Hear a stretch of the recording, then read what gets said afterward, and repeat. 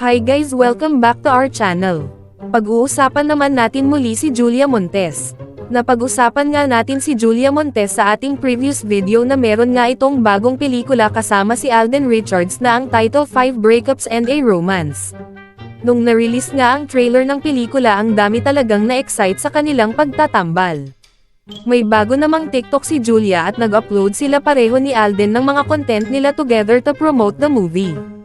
Makikita natin kung gaano sila kaaliw at kasweet sa isa't isa at nakakakilig talaga ang kanilang tambalan. Mari-release na ang kanilang pelikula sa October 18 at sana ay panoorin natin ito. Full support naman si Julia sa success ng kanyang kaibigan na si Catherine Bernardo, lalo na sa success ng movie ni Catherine na A Very Good Girl. Ang sabi naman ni Julia na wala daw umano siyang nararamdaman na kompetisyon kay Catherine dahil proud siya kay Catherine. Ang sabi ni Julia, siguro po pressure siya in the sense of dahil ang paningin ng tao, after nila Catherine, kami po. But ako kasi, mas proud po ako eh. Doon ako tumitingin kasi si Catherine yon.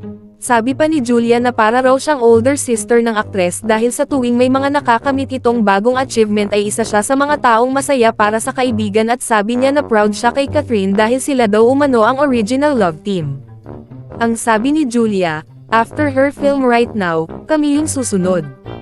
Parang natataon nga po na lagi kami yung nadidikit pero happy kami kasi ang lagi naming biro sa isa't isa, tayo ang original love team.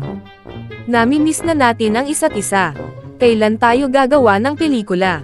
Dahil nga dito sa statement ni Julia ay madaming mga taga-hanga nila ni Catherine ang natuwa at napapatanong kung kailan uli sila gagawa ng pelikula. Simula nga nung success ng kanilang serye na Mara Clara ay nagkaroon sila na movie na Way Back Home. At simula nun ay di na sila nagka-movie uli. So ano say ninyo dito guys? Comment your thoughts below and don't forget to subscribe to our channel.